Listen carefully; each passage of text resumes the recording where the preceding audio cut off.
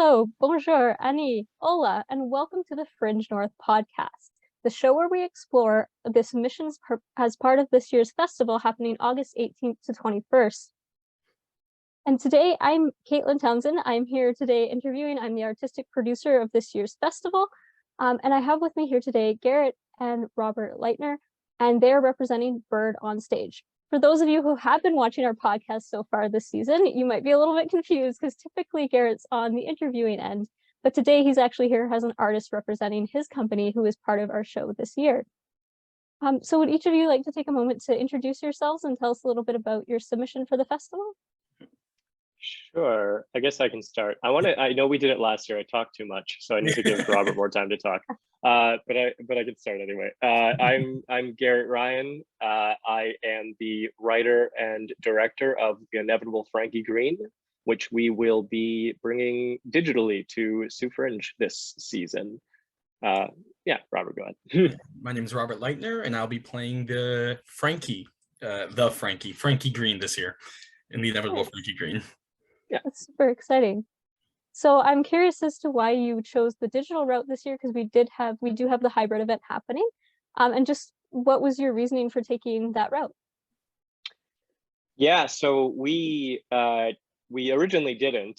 So the journey there was we had planned to we're doing two locations in person. We're flying out to Charlottetown in less than a week now, which is exciting.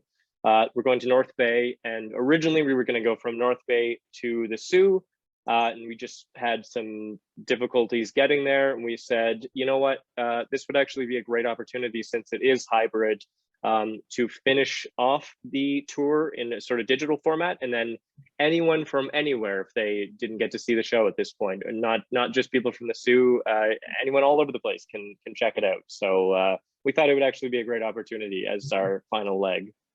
That's awesome. And I imagine some of those who really enjoyed the show will also be able to like tune back in and watch it a second time, which will be exciting. Yeah. And I think and we might be able to get into this a bit later, but it's very different, the filmed version. So I think that's exciting too. So even if you do get to check it out in person, we did some I think interesting stuff with the film. It's still like we did last year, like filmed like on a stage. But we did some more kind of creative camera angles and stuff like that, and played around a few things that we couldn't do on stage that we could do in film. So yeah, definitely check it out. It looks really cool, I think. It's funny too, because I feel like for the past couple of years we've all been very like digital, and I think that we were feeling the same way a little too. But once we kind of got this opportunity, and now that we did filming and stuff, I'm kind of happy we did, which is I never thought I'd find myself saying that, but very excited for this digital format. That's awesome. What was the process like making those changes for like the camera angles and deciding like and I guess also like how was the conversation with the crew, Garrett, when you went to them, and like Robert on your end being on the receiving end of like, hey, we're actually going to do it digital now too, compared to like the process of actually choosing those angles? How did that all go? It was so the filming process itself was hectic. We had a not fun time with the filming, but I think everyone was excited about the opportunity. Like once we framed it in the way we did, because Robert is also very involved in the production aspect of it as well. Okay. So we made that decision together. And I think, we have great people in our cast that they'll go along with everything. They're excited about whatever. So they were down for whatever we were down for, and yeah, it was a very easy conversation. It wasn't much convincing. The filming itself, do you want to talk a little bit about the kind of our hectic filming time, yeah, Robert? Sure. That's a fun story. It was just trying to find spaces was really hard. We thought we had a space booked, but then out of nowhere, we think they might have gone out of business. We're not really sure.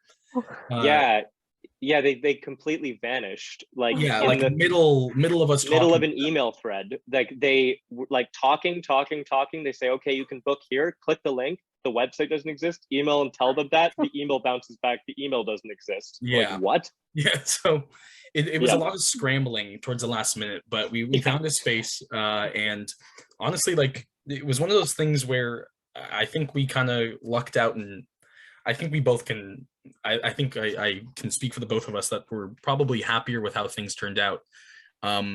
We kind of wanted to make this a very fringy experience, and I think that this new version, and with everything, the hecticness, the figuring out where we're going to film on the fly, really helped with kind of everything. I think it made the mood a bit more like we wanted to play, and we wanted to have fun, and I think that the filming process, and hopefully the Frankie Green, like the digital format itself, does show that. Yeah, it allowed us a lot more creativity than last year with just the one camera and performing to the camera. Like, we stupidly, maybe we got a little too ambitious with some of the stuff. Like, we could have just put a camera and done the play, but we don't. But when do we ever? Because we're stupid. Yeah. When do we ever? That's what makes it work, though. Like, I think that something that has kind of kept us going, like Burn on Stage, is how stupid we are. Yeah. So, but no, keep the stupid going, right? Yeah. Blind ambition. Yeah. So this is kind of a two-part question, but I'm curious about like the themes of what Frankie Green is about, and also like if those camera angles and like playing around like that with more options ties into that theme, and was there certain elements of the theme that you were trying to express, or like maybe not the overall themes, but of certain scenes and whatnot? Like how did that all come together? Yeah, I guess I can talk a little bit about that, because I'm the one behind the camera. So the themes of Frankie are, I guess we can talk a little bit. I'll go back a little bit and kind of introduce the idea of the play. Frankie is taking place in a world within Northern Ontario, a world that I think a lot of people living in Ontario know very well. This kind of seedy underbelly of Northern Ontarian cities. People from the Soo are going to be able to relate to this, even though Frankie takes place specifically in North Bay. You see this in the Soo and Sudbury and Timmins. It's this world exists. So that is the world in which we find ourselves in Frankie. And I think like something that was interesting with the camera angles is you get to really see the emotion on the characters' faces. Like if you're watching in a space live, you can feel the emotion. Like there's that kind of connection that you can't get through the screens. But you don't see, like, you don't get to look directly into their eyes. Like for an example, there's a scene, and Robert, you haven't even seen this scene like filmed yet, that I've seen in editing of Robert's character Frankie using like heroin, and he is kind of like drifting backwards, and in the play you have some of the set coming on and sort of the world materializing around him, but in the filmed version it's right up in his face, kind of following him back, and you see like shadows, but you like really just see deep into his eyes, and it's a very different experience from watching it through that angle versus watching kind of the grand kind of scope of things. So just like capturing that like desperation, the sort of glimmers of hope, and then also hopelessness in the character's eyes. Like I think that's the biggest thing, is the eyes. Like you just don't get that on a stage. So that's been cool. And I think like jumping on, it's this is more on the end of like with the camera in my face point of view. But I think something that really changed and really influenced, I think, a lot of the camera angles was, you kind of touched on it, Garrett, this feeling of like, specifically for Frankie, a feeling of hopelessness that I think that the camera angles and the shots themselves really emulate quite well. I think that they can really put you in the world, in the mindset of Frankie and Eva, of like, nothing is predictable. And I think that was something that we really, really kind of figured out while filming, was this idea of like keep everyone on their toes, keep us on our toes, right? Like we were filming and we didn't know what some of the shots, we didn't know what we were going to do next, but that was kind of part of it, figuring out how to make this play as immersive as possible, even more so than just seeing it on, like in person and stuff. So yeah, it's really giving people a gateway into the world rather than sort of a window looking into the world. It's like sucking people right in with Frankie, which is interesting. We even have some shots that are completely like point of view of characters that so you're like right in the action. And what's another thing that's interesting that just popped in my head, this isn't my thought, this is something that Matthew, who's another person in our cast who was on one of our artist roundtables, had shared, and I didn't really piece this together until he shared this, but this filmed version is technically the end of our tour, but it's also the first thing we're doing. So it's very interesting that we're sort of able to alter what you see on stage based on the discoveries we make within the film. And I'm like, we haven't done our first show yet live, so I'm interested to see how that's going to come through with you as actors, like Robert and the rest of the cast. No, I think filming it is specifically, like, it's a strange thing seeing how like filming it changed even my own mindset with scenes and choices that I want to make. Like I'm someone who doesn't like to prescribe things to begin with, but like especially with the filming, I feel like everything I've known has changed, which keeps it alive and really, you know, like fluid, which I think is exactly what it needs. No, that's the point of like, we ending our tour by starting it is a very interesting way to kind of think about it. Yeah,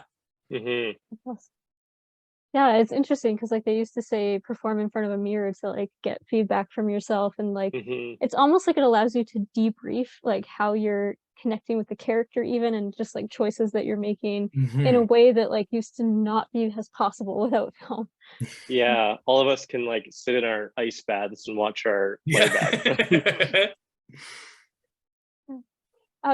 So I'm interested, Robert, because you're like the main character. What is your favorite, like how was your process of connecting with the character, and what was your favorite element of portraying Frankie in particular? Frankie is a very, I think of him as a very complicated, I mean, I think every actor would say that about their character, but Frankie is a very deeply hurt, deeply misunderstood, deeply pained character. And I think that was the first step for me, was trying to find a way in. Normally, I think the way I would start my process is finding the similarities within myself and then bringing that into the character. But for something like Frankie, and for something that is so close to home to both Garrett and I and other people in the cast and crew, it was very hard to kind of separate myself. Like, I can't do this as Robert. I have to take it very carefully. I have to do this very, like, this is a very important part. I think this is a very important play. I think this part is like, I need to do it justice. So I think that's what a lot of this has been, is being able to go forward with this, and what's the word I'm looking for? Being able to go forward and prove to myself, prove to everyone that like this is real. Something else, I mean, kind of funny, but like I shaved my head for the role. And that's another aspect of it, just kind of like wanting to bring myself really in, because I think it needs 100%. I can't be doing this 95%, 90%, not even 99%, you know. I need to be Frankie, which, good or bad, right? But that was, I think, the biggest thing for me. One of my favorite experiences with this whole show, to be honest with you, has been kind of, especially with Frankie, seeing it kind of grow. It's Garrett's show. Garrett wrote it. He is the writer, but I've kind of been here for the whole process. And I think that seeing Frankie grow, seeing the show grow, seeing how important the show became also was something really big for Frankie. I've been with Frankie, I'd say, for about 2 years now. It's been about that I've kind of been sitting with this character, kind of figuring out when are we going to do it, and just really wanting to, like I said earlier, just do it all justice. Yeah, I'm curious, because you said that it's like a project that's like close to home for everyone. Are either of you comfortable, and in particular Garrett, having written this script, comfortable sharing a little bit about like what elements make that feel like it resonates so much, and Robert, in your case, like the elements that make it like hard to not step into your own self and to keep yourself like separate? Yeah. Well, so I can, I think to start, I was influenced to write this show due to the increasing drug epidemic in Northern Ontario. Born and raised in Northern Ontario, and once I moved away, living in Toronto now, whenever I'd come back, I'd see things going downhill faster and faster, and it was really devastating because I saw how it affected the community and how it affected many people that were close to me.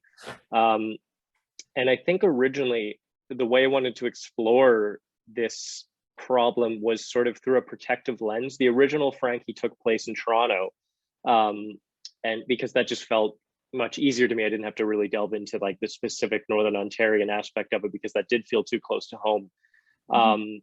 But I think, and Robert was there for this journey as well, I think there came a point where we felt it was sort of a moral obligation to not shy away from these issues. If we are, our Bird on Stage is like, we're currently in Toronto, but we were and always will be a Northern Ontarian company. That's where we started. That's the community that fostered us. So we have that responsibility to tell this story in a non kind of shielded, distant, kind of removed way, to tell this story as honestly and authentically as possible. And I think heartbreakingly, it's gotten more relevant day by day. Like even just recently, I don't even think we talked about this, Robert, but like we had someone in our age group that just OD'd in North Bay. It's heartbreaking. This has happened to a number of people that I've been acquainted with. This has happened to friends of mine. So I think that was the decision. Like, if as artists, it was like a matter of really, like, we had to have the conversation, like, is this something we have to do? Like, do we feel like we're obligated to do this? And I think there's a lot of people that aren't going to like this play, to be honest, especially in North Bay. We're prepared for a negative reaction. Yeah. Because it's a tough play, and we don't give answers. We don't know how to solve this problem. We're just living in it. We're just showcasing it. We're just trying to show the human side of it, good and bad. So I think there's going to be a lot of people that are going to hate it, and that's something that we are prepared to face.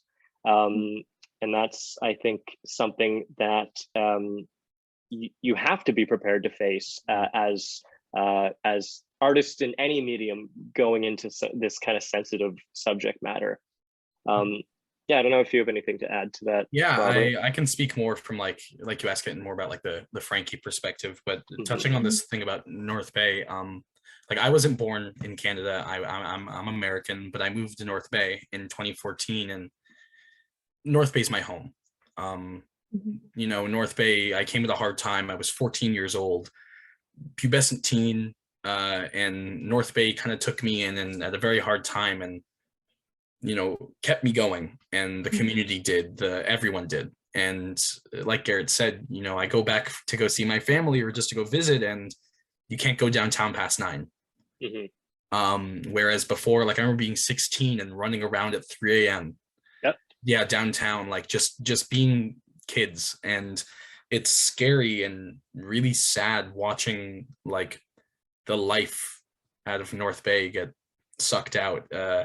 I wouldn't say I'm scared to go back. Like I there's something weird about bringing the show back that it's a little worrisome. Not like, and I'm worried about the reaction. I'm just a heavy show, and like going back, and like I know that this first performance there is going to be a very strange one. But I'm ready for it, and I think that it's something like you said, Garrett, that I completely stand by. That I think this needs to be done. We've been trying to find the right time to do this show, and we 1000% wanted to do it in North Bay. So Yeah. we're very lucky to be in the North Bay one, but also like in all of these, like with the Sioux as well. Like these are subjects and things that are happening all over. You know, people can relate to these, and well, all over Northern Ontario for sure. Like I spend enough time in Sudbury. My parents both work in Sudbury. I know they have the same issues. I know from talking to you, Caitlin, that the Sioux has the same issues. Like people are going to be able to. Okay, here's what I hope. Even if people hate it, I hope that they hate it because they connect to it in a way that makes them feel like. I just hope they don't feel that the work is inauthentic. I think that's the biggest thing that we've tried to accomplish, is to really make it real and raw and authentic. And if someone hates it because it hits too close to home, I am perfectly content with that. Yeah. Anytime that you start to bring things to light, there's going to be the group that are like, finally, and looking for it. And then that other group that's like, no, we want to shove our heads in the sand like ostriches and pretend that it's not happening. So there's always like that polarization that occurs with these kinds of topics. But I think it's so like necessary, and like it needs to be addressed. And it's almost like, and you can correct me if this doesn't resonate with you, but like as you're talking, like what I'm getting is like a sense of stewardship with where you come from and the fact that these things are happening, and like how do you take that moving forward and like steward the knowledge well, and steward the fact that like you have seen it happen, whereas some other people genuinely don't recognize that it's going on, right? And the more that it just depends on what spheres you're in, and like there are people who like genuinely just are not aware that it's happening, and then there's the other ones that like should be, but they're just choosing to shove their head in the sand like ostriches. So there's like the two elements, I guess. Yeah, absolutely. It's like I have these grandiose visions of like retiring and moving back to North Bay, living out my days there. But it just kind of to put the pin on this, it's we just want it to get better, you know. Something that we hope we can help with, you know. Like we're trying. This isn't like, we're not just ending it with this play as well. Like there's so much more happening behind the scenes as well, and like we're trying to do good, not just some good theater. We're trying to do some good in the world, I think, is where this is really at. Yeah, and it's really a first step for like awareness is always like the first step for everything, and it doesn't end there. But like if people don't know what's happening, they can't, like there may be some other people who may not even be the two of you, and I'm not saying that your company is not doing more, but like it may even just be like the spark that gets the right people thinking about how to approach it too. Oh, absolutely. Yeah. Northern Ontario needs artists, and they need artists who stay or remain connected with the North. That's some of the work that I'm doing right now as a graduate student. My thesis is completely focused on working with youth in Northern Ontario to hopefully try to mend their relationship with Northern Ontario and sort of create that desire to either stay or remain connected and help Northern Ontario grow and change. Because it's also worth acknowledging that a lot of people grow up in those areas have a lot of pain associated with them. Like the character of Frankie and the character of Eva, who is Frankie's sister in the play, the way they talk about North Bay is not necessarily reflective of my own thoughts. They talk about it like it's the worst place on earth. And I remember my parents watched a reading, like one of the first drafts. We did a Zoom reading of Frankie, and my parents were like, I didn't love that they talked so bad about North Bay, but they're like, I get it. I guess it's all perception.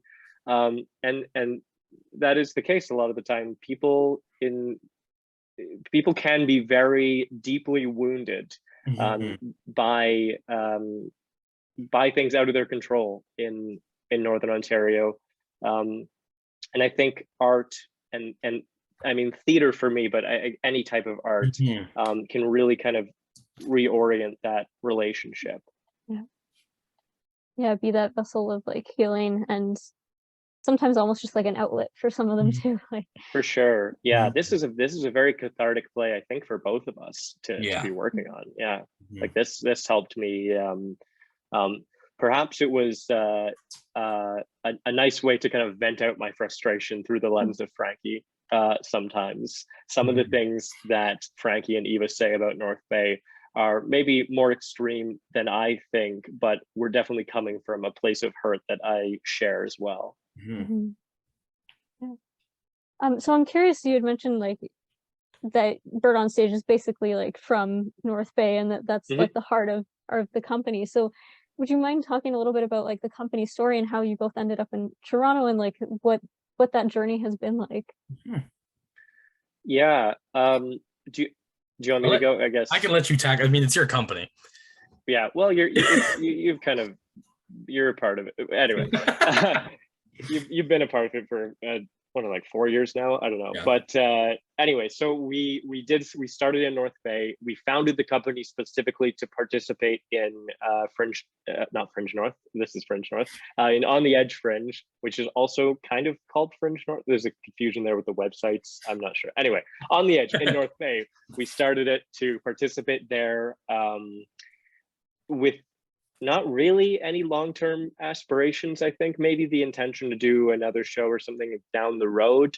And the show turned out to be really successful. People loved it. People, and I've talked a little bit about this in other outlets for Fringe North, but it really kind of reframed my career trajectory and sent me off into wanting to work into theater. And from that point, we did a lot of work in North Bay. We've never missed North Bay Fringe since 2017. Even I guess even in the pandemic year, they never took a year off, so we did digital. I think we've done like, and some years, I think multiple years, we've done 2 shows in North Bay, which it was too much. We shouldn't have done that, but we did. And I moved to Toronto for university. And once I moved to Toronto, I think my first thing was to say, okay, now Bird on Stage can come with me and we can just be a Toronto-based theater company. But as I sort of made these discoveries about my feelings towards Northern Ontario, and as I realized how much of my heart was still in Northern Ontario, I couldn't just become a Toronto company and forget about where our roots were. So it was really important, and it's going to be very important in the future to always remain at least hyphenated Northern Ontario Toronto company. We will always be going back to Northern Ontario, North Bay, wherever we can go, wherever they'll have us to do work. And it's just been a great outlet, I think, for all of us from Northern Ontario. A lot of us that have moved from Northern Ontario to Toronto to be creating work and be, acting. We've got to do a lot of fun, different kind of works. I've got to do a lot of different style plays. I think I've written every play that Bird on Stage has done, which sometimes I'll have to give that up and have someone else do it. It'll be you next time, Robert. Oh no. But just it's been a great outlet for us to be experimenting in all sorts of different realms of work. We've done a whole ton of different kind of plays and adopted a whole bunch of different roles. I guess you can talk about how you got on, Robert, and how you got to Toronto and everything. Mine's pretty simple. Got brought on to ACT in 2018, and Garrett ever so graciously brought me in, and ever since then I've just kind of been involved any way possible. Normally, I mean, every year it's been acting, but helping out in any way I can behind the scenes. Just I'm very lucky that the guy who owns the company is also my best friend. So, but I moved to Toronto as well for university. But speaking on that, it's a very interesting thing because I feel like a lot of the time you're told as a artist in the North to get out. And me, I've had everyone, almost everyone I've spoken to, teachers, colleagues, mentors of mine, have told me to, if you want to make this, you got to get out. Which, it's funny now doing a play set in North Bay, and going back, specifically also bringing it back to North Bay in the north. That just makes it so kind of cathartic. It's weird going full circle, but kind of touching on what you said about Bird on Stage being like this Northern Ontarian company. It's why I love us going back every year, doing something. It's bringing back I feel like I'm going back to my roots, as well as, and especially this year, bringing a show that is, we're now bringing a piece of North Bay to North Bay. It's very interesting that once we leave and go to Toronto is the time then we decide to do this piece. But I think that's also kind of part of it, a big part of it. You get to kind of get that, hindsight's 2020, right? Now that you're away from the north, you kind of get that time to debrief and really take a look at what it meant to you. Like I feel like I'm truly a northerner. Like I'm from Miami, Florida, but deep down, I feel like a true Northern Ontarian. And now being able to just kind of do work that shows that, and with Bird on Stage, with this show, with the future, the past, everything, I don't want to forget the roots, and I'm very happy that Bird on Stage also does not want to forget their roots at all. Yeah, I think that's really important, and especially like there's something unique about being in that positioning of like being in both places, or being physically in one, but like the company hybridness of it, because like essentially what I find is like so many people who aren't from the north, they don't understand the issues that are going on here because they're just so unaware down in southern Ontario, whereas being able to have that voice to speak to the people who are from the north, has northerners yourselves, and have that connection, but then also like represent it and show what's happening elsewhere too is a big part of like, because so much of the funding actually comes from down south too, so like like deepening that understanding as to why it's necessary, why it's needed, why we have like a need for more like social programming here, and for people to like come up from other places in order to get that done, because we just don't have the infrastructure here all the time, and like all of those pieces, that it puts you in a very unique spot. And it's kind of cool and provides its own type of opportunity for sure. Yeah, we're definitely hoping after the Fringe circuit you touched on it. Yeah, okay. We're hoping to stage it in Toronto. I guess as soon as we can. We're gonna figure out a way to do it somewhere, but that's definitely very important to us as well. I think from the beginning, timing wise, we happen to have PEI before North Bay, but from the beginning, we said we want to debut it in North Bay and then bring it to Toronto. So because it just felt more authentic to us, I think, instead of like, this is a Toronto show and like we're using all the North Bay issues to make our big show, and then we can bring it to North Bay after. It was like more of like this is our important place to do it, and then Toronto, also important, but for different reasons. It's like with the show being in North Bay, what I also am very excited for is hearing North Bay voices, and the thoughts about the show, because like in the play there are most of the play takes place in like, quite obviously, but real places that in North Bay that like we frequent. Garrett and I, whenever we go, we're at these places. Like I live 3 minutes away from one of the places, like one of the scenes that where it takes place. So like this play is very set in North Bay. Like it's not just like this is set in North Bay. Like no, it's this is a North Bay show. It's inseparable at this point. Like you can't, like Frankie Green doesn't exist without North Bay, and vice versa. And that's what also I was gonna make the joke that I feel like when we were applying for Fringes, we kind of didn't want to go, like we kind of didn't want to get shows in the north.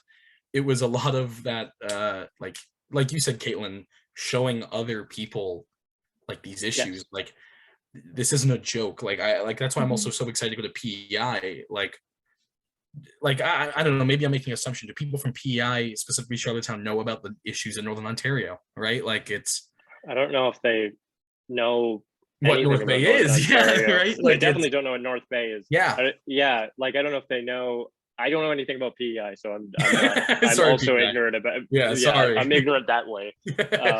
But it's I'm being excited to able forge to those connections. and see also like see their thoughts on something too, like how close does this hit to them, you know, like maybe this is just as much of an issue up there. You know, it's this I think this show is pretty universal, which also what makes it so what's the word, important, just to use that word again. You know, it can be put in anywhere. Like I think that, like you said, Garrett, it's inseparable from North Bay, but you change the setting, you change the names, the show is the show. You know, the message sticks through. Yeah, people, it's I feel like we just had this conversation about something, Caitlin, but like finding the specific in the or finding the universal in the specific rather. I feel like we just had this conversation. I can't remember. Yeah, I think it was in a meeting a few days ago. Something about I don't know. But anyway, that's I hope that comes through for sure. I hope we don't bring it to PEI and they're like, what is that? What is North Bay? I feel I think it'll be resonating. Even if you've never had any experience with addiction or anything, like I think on a human level, it will be resonating. That's and people what it will is, be able to connect. Right? Like I think that this play is very human. And that's why like I'm really excited for everyone to like people to see this, because like I think that's what, like, now speaking as the fan of Garrett, you know, reading the show for the first time, like this is human, this is real, like these are real people speaking to each other and real issues, where I think a lot of the time theater likes to elevate circumstances, but I mean Frankie does too, like the play doesn't, like don't think it doesn't, but with these elevated and extreme circumstances, somehow it still feels so real. You know, it's been like, I think the cast has been trying to figure out ways, like after we're done doing runs and stuff, it's removing ourselves from that. Oh, it's heavy. It's like thick in the studio when the they air, finish a run. the air gets thicker. I feel heavier. But that also is what makes it like all worth it. You know, knowing that it's this show with this power that, I mean, hopefully, but with this power that really can resonate for anyone, you know. Yeah, I think that like humanness is so important. And one thing that was really cool about the pandemic, and we are running out of time, so I'll make this like fast, but I got involved. So I work as a life coach with Abraham's Fortune locally in the Sioux, and then also like I have connections across the globe. And I ended up connecting with this company called Break the Chains, shout out to them. And what they are is digital platform for group connection with addictions, right? And like what's unique about them is that most addiction centers actually have the addicts meet separately than those supporting the addicts, but they actually do it all as one. And just the humanness of actually realizing that we're dealing with the same issues, even if you're not the one with the addiction, and even if you're the one who's in the thick of the addiction. So it was really interesting and a very unique part of the pandemic, because people were coming from all over the globe too, because it was a place to connect weekly on a regular without being able to go out of your house. And it was just really cool to see, no matter what country you're in around the globe, no matter whether you're supporting an addict in their recovery or you are in recovery yourself, the themes and humanness is just the same, and that's what connects us. So that's what I was thinking of when you were sharing that, Robert, because it's just like that humanness is ultimately what we need to connect on in order for change to happen, and where the power lies in moving forward in positive ways. So I learned I know we're running out of time, I'll just share this quickly. I think both of us learned so much when working on this play about addiction, beyond that sort of superficial level, like what you see from the outside perspective. Like we spent a lot of time doing that kind of direct research into like forums and talking to people and seeing these kind of firsthand human experiences, and then seeing the different ways that addiction can manifest. And I think we explore that in the play. We see the whole spectrum of addiction. Addiction is not just like Frankie's addiction to drugs, like what you think. That's like when you think addiction, you're like, oh, like substance abuse. but addiction can be many, many things. And yeah, sorry. No, you go I was ahead. just going to say it's funny that you bring it up because that's exactly what I was going to say. That I think that what this play does and what also makes this play so real, I'll keep it quick, is that I think it makes, I think it turns the lens back on you. Like it breaks the notion of this stereotypical idea of addiction.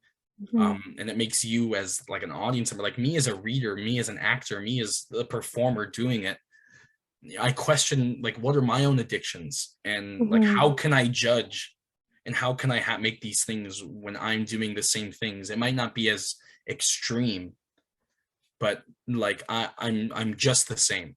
We are all doing these things, and you can't separate people based off these superficial, choices. And yeah.